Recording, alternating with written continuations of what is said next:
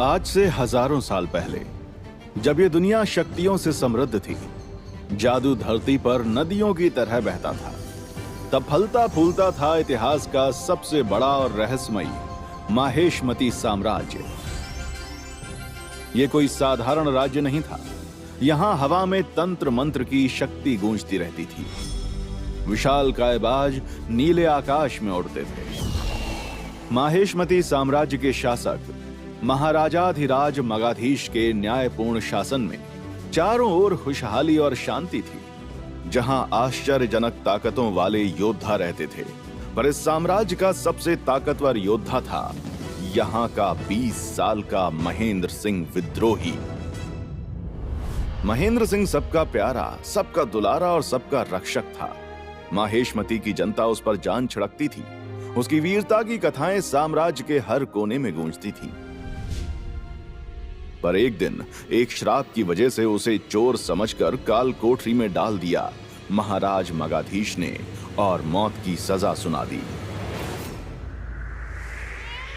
इस घटना के हजारों साल बाद एक शिव मंदिर के बाहर उस बच्चे के रोने की आवाज से मानो पूरा प्रांगण गूंज रहा था। रोज 4 बजे सुबह मंदिर आकर सेवा करने वाली शांति देवी ने जब यह आवाज सुनी तो मानो उनका कलेजा फट पड़ा। शादी के दूसरे ही साल एक बच्चे को गोद में लिए शांति देवी विधवा हो चुकी थी। इसलिए इस अनजान और बेसहारा नन्हे बच्चे के रोने का मतलब उन्हें अच्छे से पता था कि उसे भूख लगी है।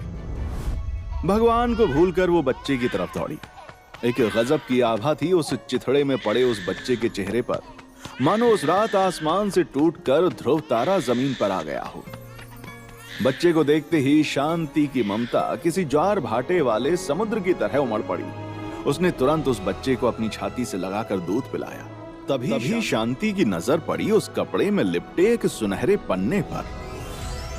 उस पन्ने की चमक तो मंदिर में विराजित राधा रानी के सोने के झुमकों जैसी थी।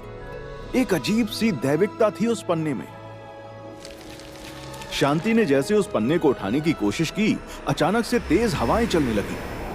आसमान के चांद की रोशनी मानो एक जगह एकत्रित होकर पन्ने पर पड़ने लगी और वो पन्ना देखते ही देखते हवा में उड़ने लगा और शांति के चेहरे के सामने आकर रुक गया। उसमें से आवाज आई, मां, आज से तुम इस बच्चे की भी मां हो।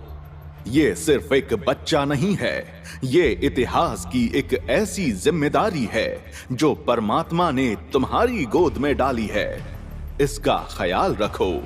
सही समय आने पर मैं इसे इसके जीवन का सही मकसद बताऊंगा। ये कहते ही पन्ने की रोशनी गायब हो गई और वो सूखे पत्ते की तरह जमीन पर गिर पड़ा। शांति समझ चुकी थी कि ये कोई साधारण घटना नहीं थी। वो बच्चे को और उस पन्ने को लेकर घर चली आई। देख सत्तू, तेरा छोटा भाई आया है। शांति ने जैसी अपने बड़े बेटे सत्यम उर्फ 3 साल के सत्तू को आवाज लगाई, वो किसी रेलगाड़ी की तरह भागता हुआ मां से आ लिपटा। इस नए बच्चे को देखकर उसकी आंखें ऐसे खिल उठी मानो कोई बिछड़ा यार मिल गया हो। देखते ही देखते दोनों बच्चे बड़े होने लगे और साथ में पूरे कप्तानगंज में बढ़ने लगी उनकी शरारतों की कहानियां। देख शांति, समझा दे अपने बेटे को, मेरी बंधी गाय खोल के भगा दी दोनों ने। एक पड़ोसी ने कंप्लेन की, जिस पे 8 साल का मुन्नू तपाक से बोला, गाय ही तो भगाइए, कौन सी आपकी लुगाई भगाइए जो इतनी टेंशन ले रहे हो अंकल। मुन्नू के मुंह से इन मधुर वचनों को सुनकर माँ के हाथों की कुटाई तो निश्चित थी। दोनों भाई तबीयत से कूटे गए। अब मानो ये तो रोज का प्रोग्राम हो चुका था, पर एक दिन मामला काफी सीरियस हो गया। मुन्नू और सत्तू मोहल्ले के बच्चों के साथ क्रिकेट खेल रहे थे। मुन्नू की बैटिंग की बारी थी और जीतने के लिए अंतिम गेंद पर 6 रन बनाने थे। मुन्नू हार मानने वालों में से तो था नहीं, पर आज इज्जत बचती हुई नजर नहीं आ रही थी मुन्नू को। इसलिए उसने मन ही मन प्रार्थना की, काश कि ये छक्का लग जाए। जैसे ही मुन्नू ने सोचा, उसके बल्ले से बिजलियां कौंधने लगी। सब डरने लगे और जैसे ही उस बल्ले ने आती हुई गेंद को छुआ, वो बॉल सनसनाते हुए किसी रॉकेट की तरह मानो अंतरिक्ष की तरह उड़ान भर चुकी थी और मुन्नू के हाथ में पड़े उस बैट की धज्जियां उड़ चुकी थी। सिर्फ हैंडल हाथ में रह गया था। ये नजारा गांव वालों ने सिर्फ फिल्मों में देखा था। इसे हकीकत में देखकर मानो सब हिल गए। ये जादू हुआ कैसे? लोग तरह तरह की बातें करने लगे। इतनी ताकत कहां से आ गई इस बच्चे में? अरे मुझे तो लगता है ये कोई काला जादू का खेल है। अरे भाई, मुझे तो पहले से ही शक था। इसकी माँ इसे किसी तांत्रिक से लेकर आई है। नन्ही उम्र में ये ताने सुनकर मुन्नू सहम गया, पर ये देखकर सत्तू कहां चुप। वीडियो पसंद आई तो लाइक करें और चैनल को सब्सक्राइब करें नेक्स्ट पार्ट के लिए।